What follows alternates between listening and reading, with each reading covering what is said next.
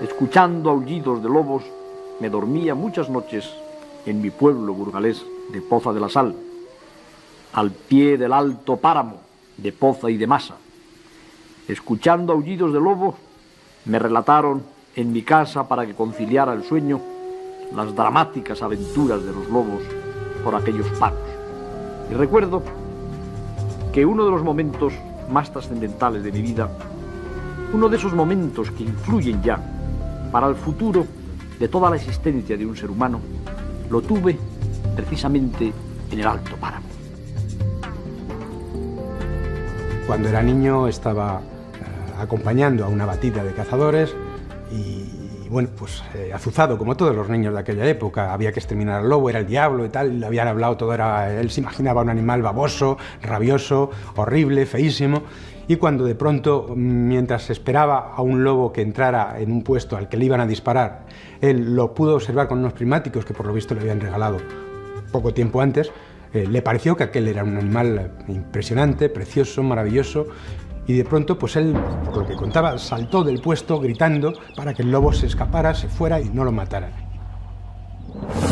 Viendo aquel animal, que era un animal hermosísimo, de mirada noble, profunda, que era quizá la más acabada representación de la fuerza, de la libertad, de la nobleza, del palpitar del corazón de la madre tierra. Pasó el tiempo, mucho tiempo, quizá más tiempo del que uno querría que habría pasado, porque hace unos 10 años tuve la oportunidad de conocer verdaderamente al lobo.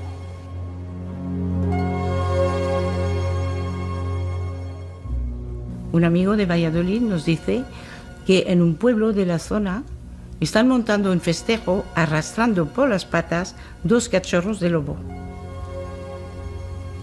Rápidamente se va a esta zona para rescatar a los cachorros, que unos habían muerto y otros 2 seguían viviendo, y los trajo a casa. Tenía 2 lobendos, 2 huérfanos, apenas acababan de abrir los ojos. Se les podría alimentar con una mezcla de leche y de carne, suponía, pero aquellos lobos me iban a permitir conocerles. ¿Cuál no fue mi decepción de ver 2 cachorritos feos, con un pelo todo pegajoso, con legañas en los ojos, una mala pinta, y fue una decepción enorme. Pero por otro lado, el lado maternal de mi persona, les acogí, les cuidé, les limpié bien con una esponjita, y de pronto su pelo se hizo más ancho y de pronto les vi guapísimos. Y entonces me sentí enormemente atraída, porque el lobo es un animal mítico y pensar que tenía la esencia de la naturaleza dentro de mis brazos, bajo mi responsabilidad, me tenía absolutamente ilusionada. He de constatar, recordándolo ahora con verdadera emoción, que de no haber sido por la estrechísima colaboración de mi mujer, no hubiera yo podido sacar adelante a los lobos. Porque sí es cierto que tengo vocación de padre lobo, de líder sobre todo, de jefe de manada, no tengo tanta vocación maternal.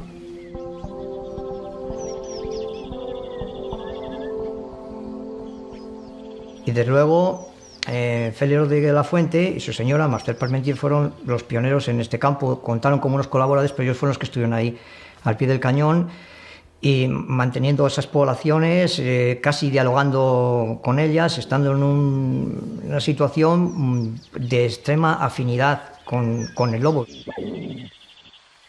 Jugaba con los lobos, me faltaban de respeto totalmente, me agarraban por el cuello, nos arrastrábamos en el suelo. Bueno, fue absolutamente una época fascinante y a Félix le consideraban como lobo alfa. ¿Por qué aúllan los lobos?, se pregunta la gente. Les podríamos contestar que en primer lugar para comunicarse unos con otros, en segundo lugar para marcar sus territorios, en tercer lugar quizá para expresar la profundísima tristeza del corazón de una especie que dominó el medio mundo y que está ya al borde de la extinción. Poder criar lobos le brindó la oportunidad de profundizar en el comportamiento social de estos animales y descubrir otra de sus grandes pasiones, la etología. Basándose en los estudios etológicos con las ocas de su amigo el premio Nobel Konrad Lorenz, Félix troqueló a los lobeznos para así poder observarlos y trasladar a la comunidad científica uno de los primeros y más extensos estudios sobre este animal proscrito. Sus observaciones sobre comunicación gestual y corporal fueron trasladadas con el apoyo de didácticos dibujos a la enciclopedia de Salvat. Cuando él decía, fíjate las orejas, fíjate los rabos, los labios, la boca. Y entonces yo estaba muy rápidamente, iba tomando los apuntes rápidos de cada lobo, para luego después esos dibujos se publicaron precisamente en Fauna. Al igual que ocurrió con el halcón, sus estudios y presiones dieron lugar a que en 1970 el lobo pasara de ser considerado una alimaña a una especie cinegética, evitando su caza indiscriminada. La primera gran polémica de su carrera llegaría de la mano de este animal. Si no hubiera sido por Félix, el lobo ibérico probablemente se hubiera extinguido. Como se ha extinguido en Francia, en Alemania, en Suiza, en Inglaterra, en Dinamarca, en la mayor parte de los países de Europa occidental. Cuando Félix inició sus campañas, entre comillas, de protección, de divulgación, de defensa del lobo, apenas quedaban en la península ibérica 400 o 500 ejemplares, a finales de los años 60, a principios de los 70. Hoy día hay 2.000, 2.500. Félix se enfrentó pues desde a los colectivos ganaderos, se enfrentó a casi todos los pastores de este país, a no poca parte de la colectividad de cazadores. Él intentó y consiguió realmente que el lobo fuera respetado exactamente de la misma forma que 10-15 años antes había conseguido lo mismo con las rapaces, lo consiguió con el lobo. Es decir, es una segunda parte de ese tipo de actividades, ¿no? De decir, bueno, esto pasa de ser algo absolutamente detestable a ser algo aceptado y ya de casi inmediato admirado por el conjunto del pueblo español. Que el lobo viva donde pueda y donde deba vivir, para que en las noches españolas no dejen de escucharse los hermosos aullidos del lobo.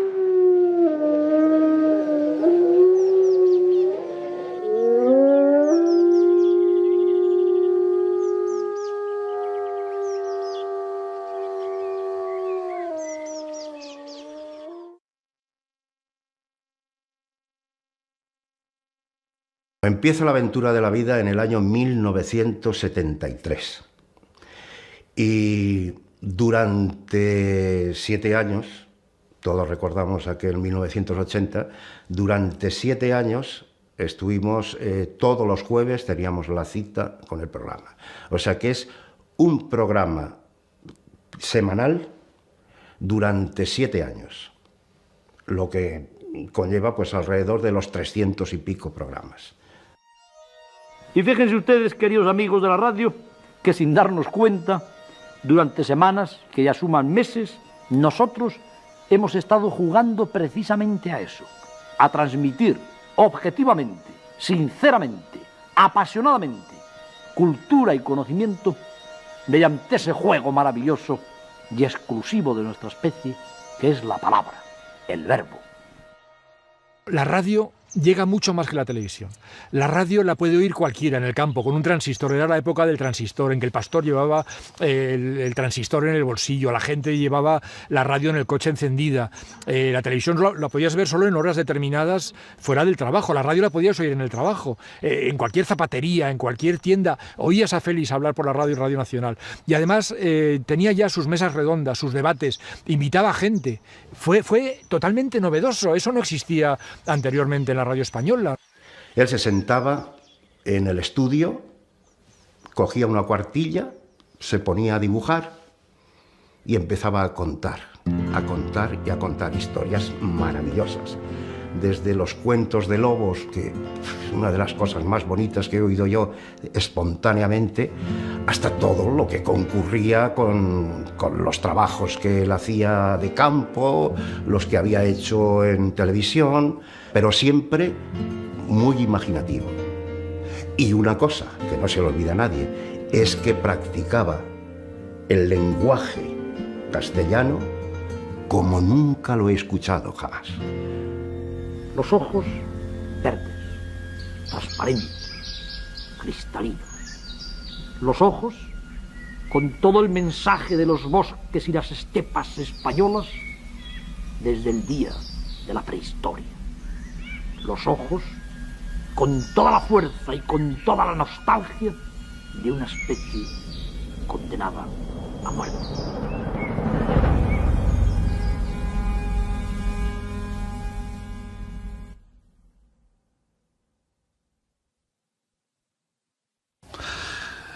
Cuando se plantea el rodaje del programa El Hombre de Tierra, la primera serie, mi jefe era Pedro Almedilla Reneses. Entonces teníamos un reto por delante porque pensábamos que la oportunidad era grande, era muy importante. Rodar en 35 milímetros ya era complejo y un reto por el material tan pesado que se tenía que utilizar. 70.000 metros de película, 4 equipos de cámaras de superficie, un equipo de cámaras submarinas, 15 técnicos cualificados y la ayuda de 4 organismos del gobierno venezolano permitieron llevar a cabo un auténtico récord en la cinematografía zoológica. Montar aquellos equipos de cámara con las Arriflex, con los Trafocator 25-50, 250 metidos en Blink y rodar en alta velocidad con las cámaras primeras Mitchell, las Mitchell que necesitaban, por ejemplo, necesitaban una dotación de batería muy grande y muy pesada.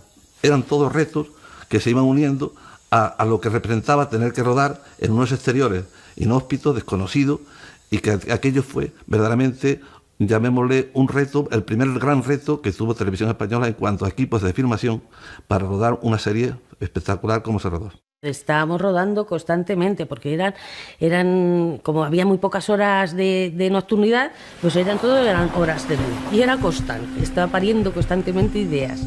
Fíjate cómo sería que íbamos a hacer 8 películas y salieron de Venezuela 18. Llegamos en plena estación seca y él inmediatamente, un día, me decía, mira, esto hay que filmarlo así. Aquí se mueren de sed los galápagos y los babas, y impresiona la anaconda, operación rescate, el mundo de las aves. Y lo decidió y estructuró aquello. En un día tenía el esqueleto, viéndolo a través de la pantalla y de la mentalidad del espectador, de cómo impresionar y darle una coherencia a todo aquello. Y fue un éxito. Ese día se la jugó bien porque se había cogido 8 anacondas y a la vez estaba dirigiendo a 2 cámaras. Y entonces en una de esos, después de haberse cogido 8 anacondas, la tenía agarrada una que era enorme y estaba dirigiendo Roa. Por aquí, en primer plano. Cuando se vio la anaconda, que estaba un poquito ya más suelta, fue cuando se tiró a la cara. Yo recuerdo que cuando se enviaron los primeros negativos a través de la valija diplomática, yo los recogí.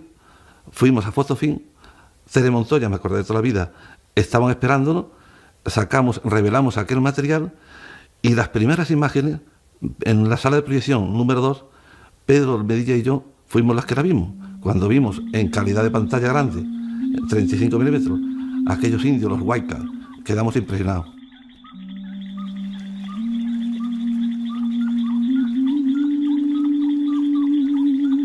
Y la llegada de las tribus ya era impresionante. Ya era impresionante porque, claro, es que era un mundo, veías a esas personas que eran como muy guapos. Las mujeres eran bellezas, porque ya te digo, era llegar allí y rodearme de mujeres, de hombres, y yo estaba pues alucinada y me desabrochaban la camisa y yo decía, no, por favor, no, que vienen 14 hombres detrás que llevan en la selva no sé cuánto tiempo sin ver a una mujer. Yo digo, no, por favor. Con el viaje a Venezuela se inicia la producción de la serie de documentales con mayor despliegue de medios humanos y técnicos que Televisión Española ha realizado. La serie se estrenó en 1973 y continuó ininterrumpidamente su emisión hasta el año del fatídico accidente, con un total de 124 capítulos rodados mayoritariamente en España. Al son de la atractiva melodía de Antón García Abril, millones de españoles pudieron acercarse a los tesoros de su entorno natural.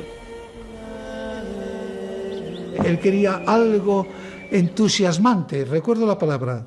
Dijo, algo que tenga fuerza, que tenga la misma fuerza que tiene la naturaleza, algo que tenga la misma impresión para el público que lo recibe que la imagen que va a recibir después. Ese tipo de cosas él las inculcaba, porque él era un gran comunicador que sabía contagiar. Recuerdo cuando lo escuchó, como Félix era un hombre de unos impulsos emocionales enormes, que cuando algo le gustaba gritaba, literalmente gritaba. Pues yo recuerdo que cuando yo, El hombre y la tierra, el tema, dio gritos de ilusión, de entusiasmo, dijo que eso que le había dado en la diana de su corazón, y dijo unas cosas que le habían impactado, y fue muy emocionante.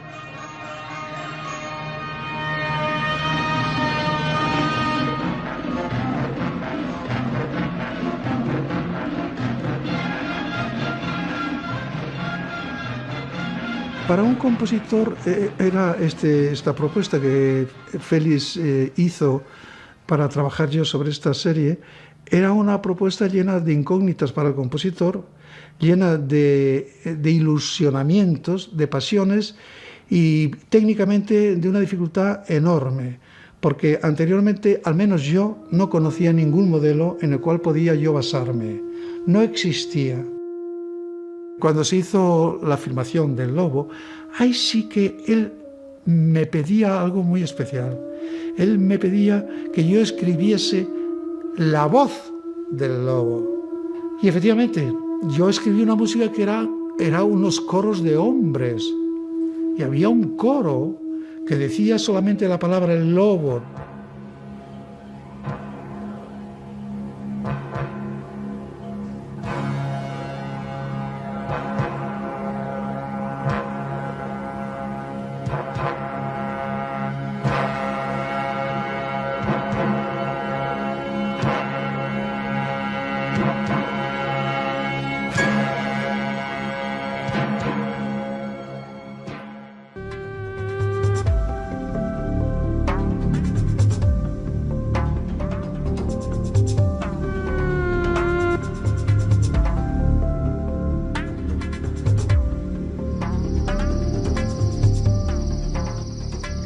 El hombre y la tierra fue pionera en la historia del cine documental al captar imágenes del comportamiento animal nunca antes vistas e incluso rodar por primera vez especies como el desmán del Pirineo.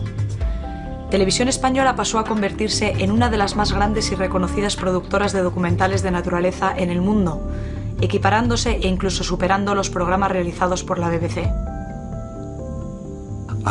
Simultáneamente podía haber varios equipos en diferentes lugares, aprovechando sobre todo las estaciones meteorológicas. Yo recuerdo que teníamos naturalistas repartidos, localizando en los Pirineos, en diferentes partes de España. Después, a lo largo de todo lo que fue el proyecto de la serie ibérica, se iban incorporando constantemente equipos nuevos, a veces nuevos me refiero por cámara fundamentalmente. La forma de trabajar pues era intensa pero pausada, porque hay que tener muchísima paciencia para estar, como siempre decía Félix, acordaros que estamos rodando con animales, no con actores, que estos no pueden estar parando ni pueden repetir la secuencia ni nada, todo hay que captarlo al primer momento. Peregrina representó un 20% llamémosle del total. España se cruzó de punta a punta, tocando siempre todos los temas más candentes en cuanto a lo que eran espacios naturales en todos los conceptos, tanto en el concepto de la vegetación como en el concepto de la zoología, los animales. In the early days of natural history, the experience that was most frequently captured on film would be of a creature running away from camera, or alternatively, a presenter moving towards an animal, finding an animal, holding the animal up, and in some way showing it to the audience and explaining that this creature was such and such and it did so and so. The behaviours which were filmed were usually behaviours which were relatively easily observed, particularly in places like Africa, where a great deal is happening and it's visible to the naked eye, it's visible to the camera lens, and you can record a lot pretty easily. But there are 99% of animal behaviour is actually rather difficult to get on film. Now, if you're actually trying to capture animal behavior on film, you need not only the time to study and observe and become aware of what it is that an animal does, you also need to be able to provide the animal with a sense of comfort about what it's doing. As animal behavior filmmaking evolved, the people doing it began to become more and more sophisticated and more detailed in the way in which they could solve the problems which were presented by the environment. Por ejemplo, también, y este tipo de rodajes además los solíamos hacer muchas veces en los días de lluvia, que no se podía rodar en el campo, pues en lo que era una antigua paridera que teníamos allí en Pellegrina, debajo de una roca, pues allí montamos con toda una serie de luces, toda una especie de pequeño plató en el que hacíamos pues unos decorados, como unas reproducciones del interior de la cueva, por ejemplo, de las galerías de los ratones, o el interior de un hormiguero para ver cómo un pájaro carpintero con la lengua esa tan larguísima que tiene, mete la lengua por un agujero y se chupa las hormigas de un hormiguero de hormigas rojas. Recuerdo, me parece, un plano en el que está el turón o la turona con las crías y se ve como una gran culebra de escalera intenta entrar pensando en que se va a poder comer a las crías y obviamente pues el turón sale a defenderlos, la ataca, eso pues a través de unos cristales, en un sitio, unos artilugios, pues tapándonos con unos trapos oscuros, metiendo luces para que pareciera el interior. Pero realmente eso era, en aquel momento era novedoso, a la gente le llamaba mucho la atención y realmente, pues bueno, como esto, pues muchísimos, ¿no? 5 años de rodajes por toda España tratando de capturar las escenas más desconocidas e íntimas del comportamiento animal para trasladarlas al público español dieron como resultado el desarrollo de técnicas e innovaciones que aún hoy son utilizadas. Otros rodajes impracticables con animales salvajes, como por ejemplo la conducta de los lobos, eran realizados en Peregrina con animales troquelados en condiciones semisalvajes. Esta técnica o truco para poder obtener secuencias irrealizables en la naturaleza fue y aún es práctica común en la producción de documentales de naturaleza en todo el mundo. Para conseguir esas imágenes espectaculares, probablemente las más espectaculares de toda la serie ibérica y que han dado la vuelta al mundo, todas esas secuencias de los lobos, que quizás fueran de las que más impresionaron y cautivaron también a la audiencia de televisión del Hombre y la Tierra, esas imágenes con los lobos en la naturaleza hubieran sido absolutamente imposible de conseguir. Los lobos troquelados básicamente mantenían las mismas pautas de conducta que los animales salvajes, básicamente las mismas. Es más, muchos de los planes de conservación, pseudo-conservación que se vienen llevando a cabo últimamente, no solo sobre el lobo, sino sobre otras especies, al contar con un gran despliegue de medios técnicos, esos medios técnicos son los que mediatizan el comportamiento del lobo. De forma que se da la extraña paradoja de que actualmente la filmación, en bastantes casos, de lobos en libertad no daría la medida de lo que es realmente el comportamiento del lobo, como lo daban aquellos lobos troquelados de Félix Rodríguez de la Fuente. Soy un seguidor también del troquelamiento, o sea, yo estas cosas sí que las he discutido muchas veces con gente que se cargaba a Félix por aquellas imágenes del águila que cogía el muflón, que no sé qué, pero yo decía, es imposible poder filmar en la naturaleza un conejo y que le caiga encima una perdicera o un búho.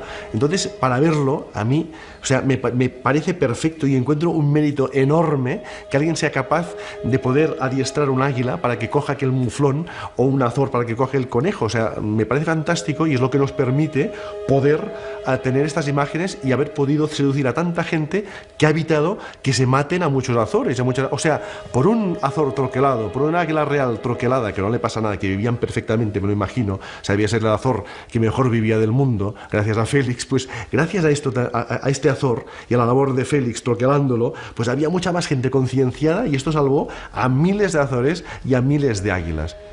La realización de una serie de tal envergadura, junto al desarrollo paralelo de trabajos editoriales, conservacionistas y en el medio radiofónico, requería no solo una enorme capacidad de trabajo, sino un elevadísimo nivel de exigencia, ritmo este que pocos podían mantener. Todo ello, unido al carácter vehemente de Félix, hicieron que algunos lo criticasen por su dureza. Involucraba, discutía y a veces, lógicamente, forzaba en todo, en medios y en personas, pero después el resultado era el que se enseñaba. Y cuando se enseña un resultado, pues lógicamente se comprende por qué a veces tienen que hacerse cosas que son difíciles de hacer y duras que hacer. A Félix se le ha tachado muchas veces de dictador, pero en absoluto esto es cierto. Félix era una persona muy exigente con todo el equipo, pero era muy exigente primero consigo mismo. Félix sacaba lo mejor de cada uno del equipo. Yo estoy seguro, he trabajado con muchos otros equipos posteriormente, incluso dirijo equipos de rodaje en documentales. No es fácil lo que hacía Félix. Félix tenía una humanidad explosiva, lo que te activaba y te incentivaba a la hora de trabajar.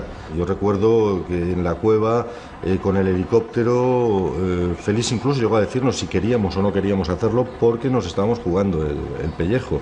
Un helicóptero al lado de una pared, batiendo con las hélices a escasos metros de la pared y descolgándonos con cuerdas para bajarnos a una cueva. Y todo el mundo dijo que lo hacía. Y lo hicimos, ¿no? Y lo hicimos y acabamos extenuados. Estabas en una cueva que estabas a varios grados bajo cero.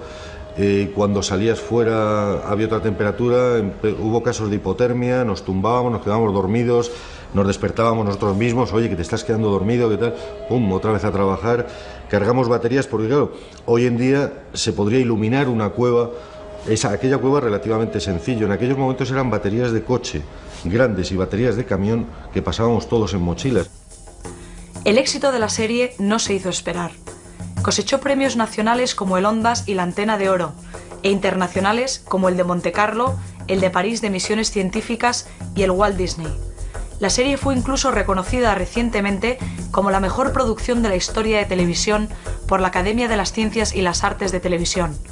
En el extranjero fue distribuida por todo el mundo, traduciéndose a idiomas como el japonés y el ruso, y alcanzando por donde pasaba un gran éxito de audiencias. And we would hear stories and occasionally see footage which was being obtained by Felix Rodriguez de la Fuente and his teams, which really surprised and amazed us because the quality was terrific. It was clear they were shooting on a format that was very, very advanced in comparison with what we were working with. We were shooting mostly on 16mm. Eventually we moved to Super 16, but we were working with small Bolex cameras and small loads of film and so forth. And it was obvious that here was a production unit who were going into areas with the extraordinary elaborate and very advanced for us in those days equipment, like 35mm cameras and so forth, and getting terrific behavioral stories. La gran calidad cinematográfica de la serie la hizo destacar en la pequeña pantalla. Sin embargo, el éxito continuado a lo largo de toda su emisión se debe no solo a las imágenes, sino a la particular forma que Félix tenía de contar la naturaleza. Nunca se escribieron guiones, ya que Félix improvisaba la narración sobre la marcha. Quizás esta forma de trabajar imprimía un carácter vívido y apasionado a las historias narradas. Él era un hombre de fe, tenía fe en lo que estaba haciendo. El tesón, que son fe y tesón unidos, es algo muy importante. Era un hombre culto, era un hombre apasionado, como se dirá muchas veces, porque eso no lo podía evitar. Tenía un temperamento que vibraba permanentemente. Yo le he visto en una secuencia, una famosa secuencia del Hombre a la Tierra. Yo le vi llorar cuando la pasamos en proyección, aquella secuencia bellísima de un águila que coge su pico al cervatillo. Yo le vi llorar, yo estaba cuando se pasó por primera vez esa secuencia en el estudio. Todo es unido: fe, pasión, voluntad, cultura, y era un hombre generoso. Era un hombre generoso porque todo lo daba a su trabajo, y eso es una generosidad, y todo lo daba por el bien de una idea que él quería difundir, que era el amor a la naturaleza en todas sus manifestaciones.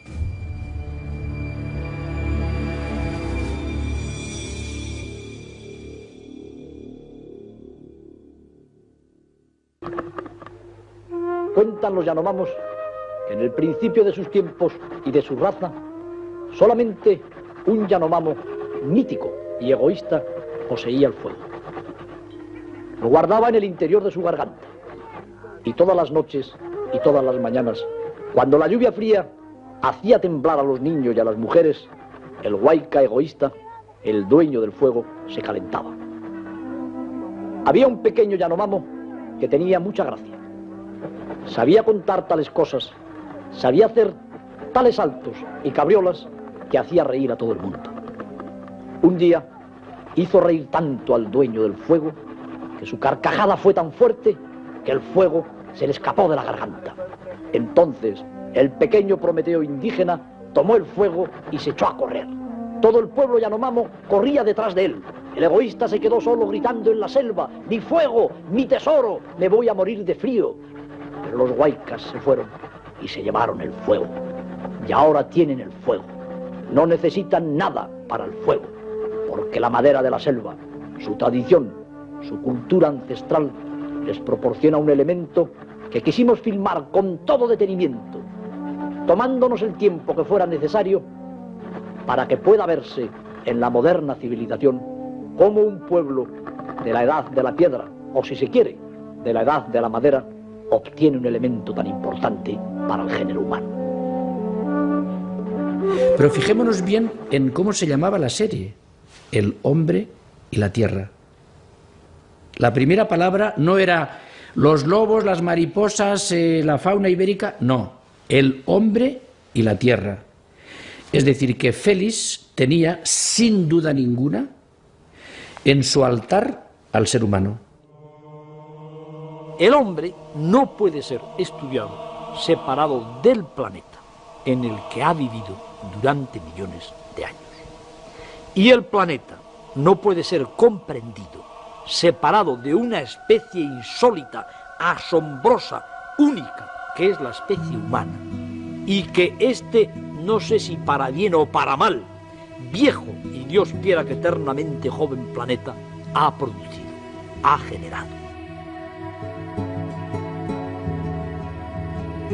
Él tenía una extraordinaria admiración por el hombre libre y salvaje, que una vez más le llevaba a su libre y salvaje infancia. Pues los masái, los kikuyos, los pigmeos del Congo tenían una suerte de felicidad interna que no estaba presente por pérdida de inocencia en las sociedades cultural e industrialmente avanzadas.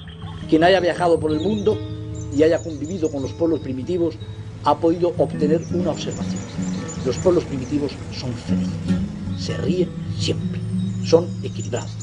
Pueden pasar hambre, pueden pasar sed, pueden adornarse con extrañas plumas, pueden tener ritos a veces absolutamente abominables, pero son felices.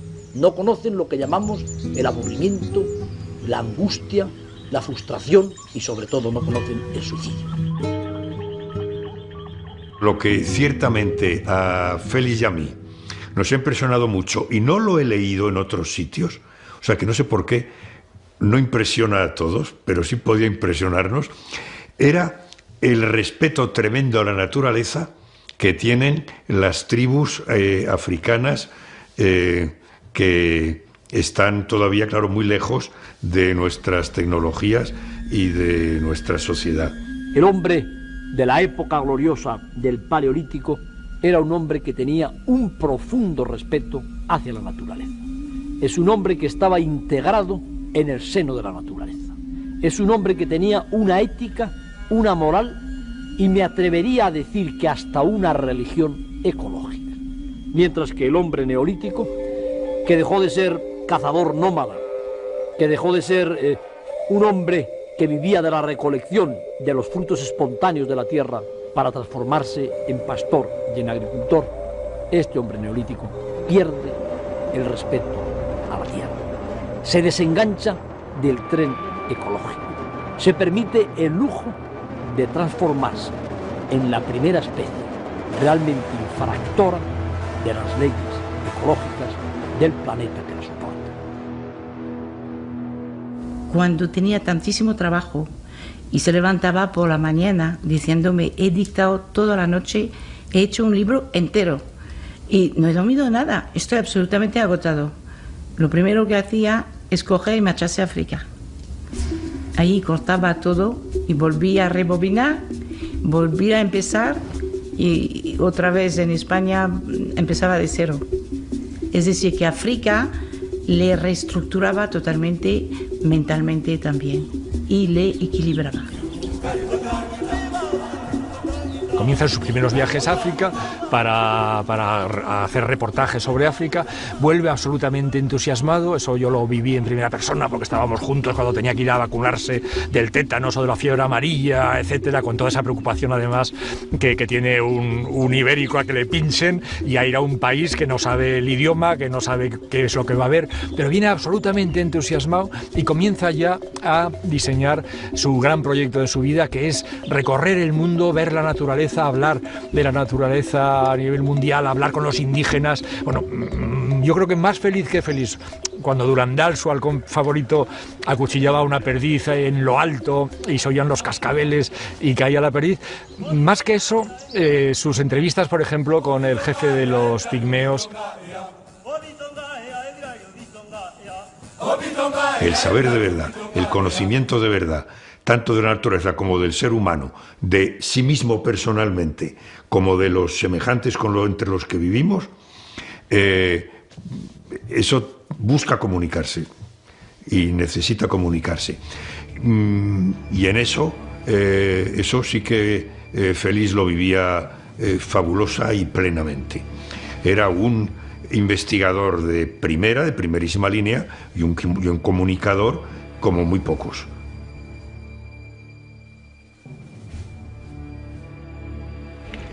Quizás se me había olvidado decirlos, aunque en cierto modo lo diga cada día, que la base del tema que les vamos presentando desde hace ya casi 2 años, que el espíritu de estos programas de animales es la protección. Es ni más ni menos que vivimos en un planeta que consideramos nuestro, que creemos que los desiertos, que las montañas, que las aves, que los mamíferos y que los peces forman parte de nosotros mismos. Que el hombre es el último eslabón de la vida, sin duda por decisión divina, pero también la propia síntesis de la vida. Y que el día que el hombre, mal informado, acabe con la vida exterior a sus epitelios, acabará consigo mismo. Félix fue un conservacionista, antes que nada, un ecologista convencido y además un activista, que utilizó todas las herramientas que utilizamos hoy en día las organizaciones. En primer lugar, la comunicación. Si no comunicas, si no conectas, es imposible resolver los problemas. Y luego se dotó de una estructura de trabajo, que en este caso era ADENA, pero también que eran los miles de chavales que seguían ADENA. Félix Rodríguez de la Fuente se pringó en todos aquellos temas que trató y que tocó. Félix Rodríguez de la Fuente, lo que no quisiera, yo creo, a día de hoy, si levantara la cabeza, es verse convertido en solo un icono estético, superficial, de la belleza de la naturaleza. La belleza de la naturaleza que él retrataba y que él contaba le servía para enamorar, para que usted entienda lo que estamos perdiendo.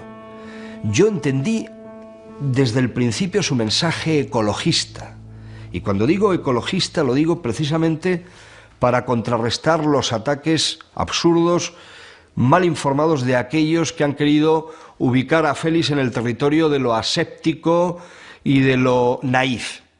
Félix Rodríguez de la Fuente era importante por eso, porque su mensaje era moderno, importante y absolutamente comprometido con el futuro y con la historia. Cuando ya es famoso, tiene una serie de comportamientos que yo considero que no son normales. Que Félix luchara por crear la primera reserva, como es la reserva de Montejo, en el año 75, cuando tenía trabajo por un tubo, estaba haciendo la serie del Hombre y la Tierra, acababa la Enciclopedia Mundial, la primera, estaba empezando con la segunda, tenía compromisos de charlas, de reuniones, de historias, todas las del mundo, ya tiene una agenda de estas de no dormir. Y se coge y se va con unos chavaletes a hacer una acampada a pie del cañón, allí en los acantilados de la sierra esta de Segovia, o luego le ves en Cabrera, creando un grupo para ver si hay manera de evitar las maniobras militares que están bombardeando aquella isla. En Gallocanta, intentando que no me desequen la laguna porque estaba a punto de secar. En Daimiel, haciendo lo mismo, que eso fue anterior. Posteriormente, en el cañón de Añisclo, intentando que no se hiciera ahí un embalse, ¿no? Todo eso está documentado y hay gente que lo vivió en primera persona, por no mencionar la etapa inicial de Adena en el año 70, cuando compran los asturcones que quedaban salvajes y salvan esta raza de caballo silvestre que hay en Asturias. Félix era importante, entonces tenía acceso al poder y podía cambiar cosas. Con su desaparición, el movimiento social de conservación de la naturaleza perdió una conexión con las altas esferas importantísima, que solo ahora está recuperando, no porque haya figuras tan emblemáticas o tan atractivas, sino porque los que deciden se acercan a los conservacionistas, porque saben que es importante, ¿no? Entonces, en ese sentido estoy seguro que no es casualidad. Yo estaba con Félix Rodríguez de la Fuente cuando él quiso hacer de Daimiel un parque nacional y fue él el que consiguió que se hiciera. Tuvimos un primer almuerzo en el que a mí me impactó, me produjo un impacto tremendo, tremendo. Nos dominaba a todos. Él era muy joven entonces y yo también, yo tenía 36 años, me había nombrado ministro hacía poco, pero yo tenía 36 años. Y era un hombre que dominaba la conversación y nos dominaba a todos con el aluvión de palabras, con una manera de decir las cosas verdaderamente sorprendente. Tenía la vida se le iba en cada palabra, ¿verdad? Tenía una pasión tremenda. Y aquello para mí fue extraordinariamente grato y empecé a descubrir un mundo que, bueno, yo conocía, pero no tan próximo como era la naturaleza vista a través de Félix, que es otra cosa. Félix, en el tú a tú, en el cuerpo a cuerpo de una vida ministerial, una vida política, aportaba conocimiento, aportaba ideas y sugería cosas. De tal modo que a lo largo, por ejemplo, de aquellas conversaciones que yo mantenía con él, nos ayudó en algunas declaraciones de algunos parques nacionales. Cuando se discutía la ley del Parque de Doñana, Félix estuvo colaborando con nosotros. Cuando se discutió el tema de las tablas de Daimiel, Félix colaboró con nosotros. Tenía una visión muy global de lo que estaba pasando en el mundo, tenía una conciencia muy global, algo que es muy sorprendente, porque en los años que hablamos, años 70, todavía no había existido ni la Cumbre del Río, ni existía la teoría Gaia, ni nada de esto, pero si tú te pones a mirar, Félix ya tenía muy claro cómo todo lo que estaba pasando en el mundo estaba interconectado, cómo todo formaba parte del mismo, y el hombre también dentro, que eso en realidad es hoy en día la base, la filosofía del tan hablado y manido desarrollo sostenible. Es decir, que eso, sin esas palabras, Félix ya hablaba de ello. Era una visión tan integradora que rompía con algunos de los esquemas de entonces en que ya había algunos ecologistas situándose en posiciones extremas. Es decir, el agricultor es el enemigo porque cultiva o porque fumiga o porque abona o porque etcétera, mientras que nosotros somos los protectores. Él entendía que ahí tenía que haber una relación, y yo creo que cuando la Unión Europea hoy habla de la multifuncionalidad de la agricultura y habla de los agricultores como guardianes de la naturaleza, etcétera, de algún modo está recogiendo el mensaje de Félix.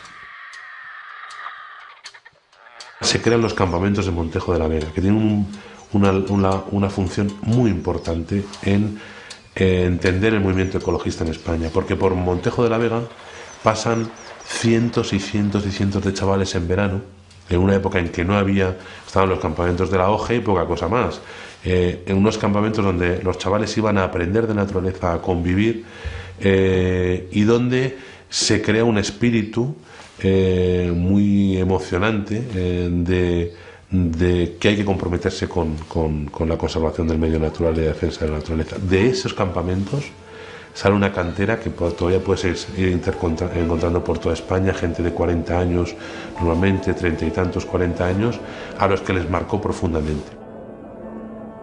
Pero es que Félix aportaba a la chavalería de este país altura, nivel. Entonces uno salía al campo sabiendo lo que era una egagrópila, o sea, lo sabía. Y el lirón careto no era el ratoncillo, no, era el lirón careto. Y el trote lobero, pues era esa cosa que Félix nos había contado, que era la manera de andar de un lobo. Lobo, tú lo distinguías de un perro o de un zorro por el trote lobero. Bien. Eso, yo que era un chaval del puente de Vallecas, yo que era un chavalito de la España profunda y cañí, de repente me conectaba internacionalmente con el Serengeti, con el Savo. Yo sabía quiénes eran los Yanomamo o Yanomami, lo sabía perfectamente. Sabía dónde estaba Venezuela, sabía dónde estaban pues esas maravillosas formaciones rocosas de Roraima y de tantos los tepuy venezolanos, ¿no? Conocía muy claramente el llano venezolano, el hato del frío. Yo en Vallecas, en mi colegio de Vallecas, mientras me comía el bocata con mis compañeros del colegio, yo hablaba del hato del frío, que está en Venezuela, es el llano venezolano donde vive la anaconda, es el reino del chihuire o de la capibara. Pues joder, yo hablaba de aquello como si lo hubiera parido. Y eso lo consiguió Félix. Y eso los chavales lo agradecimos. Él fue un elemento de cohesión. Cuando comenzaba aquella sintonía de Antón García Abril, que todos la tenemos pum pum pum pum, que empezaba, que en fin, ya sabíamos, todo el mundo, toda España, en aquel momento nos sentábamos todos a ver qué nos decía Félix. Pero él era el mensaje principalmente. Él era el que nos transmitía ese amor por los animales, pero era él. Todas las viñetas, todos los comentarios, he observado que toda una serie de gente, yo les he preguntado, ¿qué hacías cuando murió Félix? Y te pueden decir qué escena.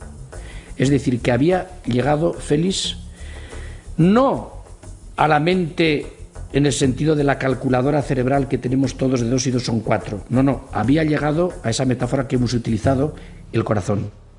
Creo que ha sido el mejor embajador de la vida en el mundo de los hombres. Sin embargo, tengo un gran reproche hacia la vida. La vida, sabiendo, entre comillas, que era su mejor embajador, haberle quitado la vida tan pronto, para mí ha sido un error de la vida muy grande.